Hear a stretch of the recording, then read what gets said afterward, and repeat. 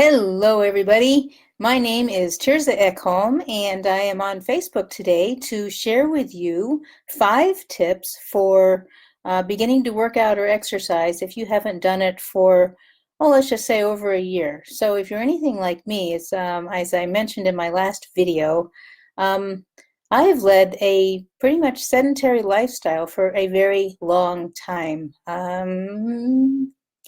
Let's see. 20 years, I'd probably say. So, hello, Ibrahim Magdi, and hello, Josh Warren, and hello, Tish Lacey Reed. It's so good to see you guys. Thanks for joining my video today. So I just wanted to share these 5 tips with you because I actually worked my way into what I'm doing now. I've done it over a couple of years.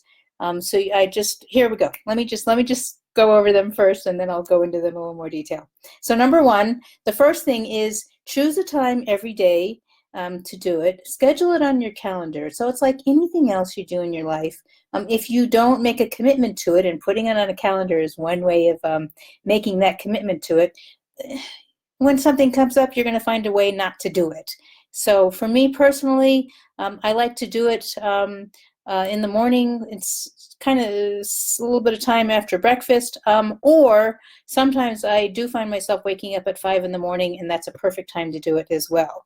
In fact, I like that better, but I honestly don't set my alarm to get up at 5 a.m. Just sometimes I naturally wake up that way. And that has made such a difference. So I'm a morning person, so that really makes sense for me. Some people like to do it after work, or they're more evening people, and that kind of thing. If you do like to work out in the evening, make sure you give yourself time to sort of cool down, calm down your body before you get ready for bed. Because one of the huge benefits of working out for me, especially, is getting those endorphins going, and I feel high and I feel fabulous. Then going to bed, well, that's just me. That's only my personal experience. I'm not a fitness coach. I'm just sharing my experiences with you. So, and that's what this is. So number 2, start easy. If I told you, you'd think I was being really silly, but honestly, when I started some of these things, I started with one thing, or 1 minute, or whatever it was, one thing. Seriously, and that's what I did for my first workout. Right? And if I felt comfortable the next day, I did 2 things, or maybe 5 things. But my point is, don't overwhelm yourself.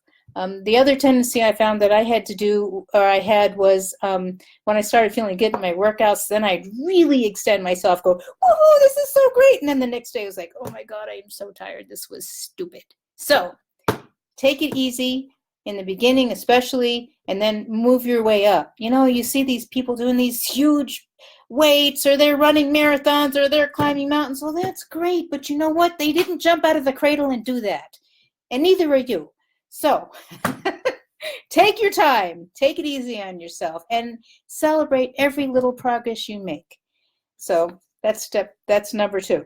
And number 3, drink lots of water. And I don't mean, you can take some sips during your workout, but throughout the day, drink lots of water, because as you're starting to work out, you're starting to move things through your body, and you want the water to help you flush out the toxins, or the buildup of whatever it is that makes your muscles sore or whatever. Like I said, I'm not a fitness expert. I'm just sharing my experiences with you.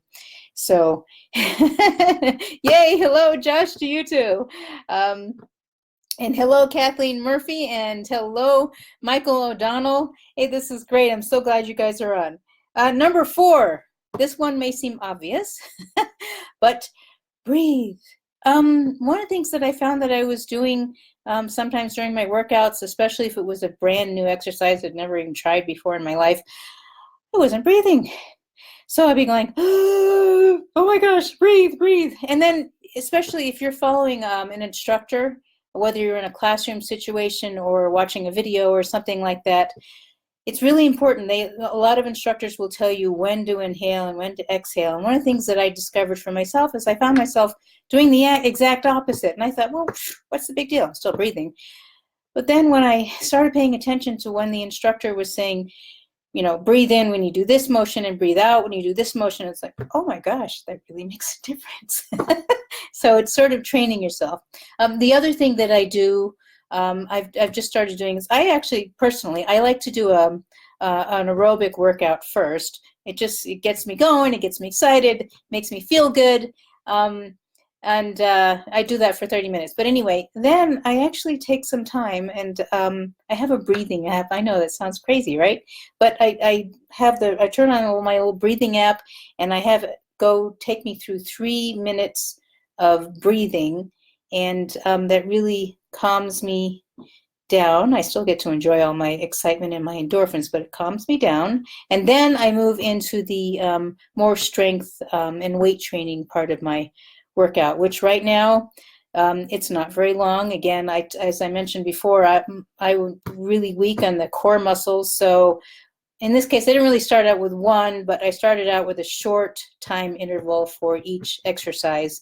And now as I keep going, I'm just going to slowly increase, this week, I know it sounds crazy, but I increased each one by 5 seconds.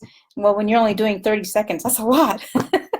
So, and depending on how things go this week, I'll probably increase it by 5 seconds next week. So it's and at some point when I'm doubling what I'm doing, I'll actually go back to the 30 seconds, do the whole round, and then start the next round. So I'm actually doing 2 sets. But I'm working my way into it. I don't want to beat myself up over this. It's supposed to be enjoyable, at least over the long term. So, and that's what it's tending to be, because I'm feeling better. I'm feeling stronger. I'm feeling more confidence in myself. I mean, that's incredible. Okay, number 5. I kind of already jumped into it already. Listen to your body. Seriously, listen to your body. When I started this latest fitness thing that I'm doing 2 weeks ago, I don't know what it is I did, but I really I stiffened my neck and my shoulder, and I was in a lot of pain. So I kind of took a break and rested and took hot showers and just put on some CBD oil cream and light massages and that kind of thing. And then I picked it up again, nice and easy, moving it along. And your body will tell you, by the way, when it's thirsty, but keep, even if it doesn't, do hydrate. It's so important.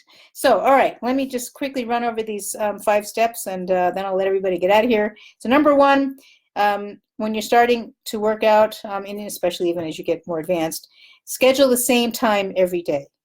Your body will get used to it. Your body will come to expect it, actually. It's really interesting. Number 2, start easy, especially if you've not done anything for more than a year or you've experienced some kind of injury. Give yourself a break. Number 3, drink lots of water. Number 4, breathe.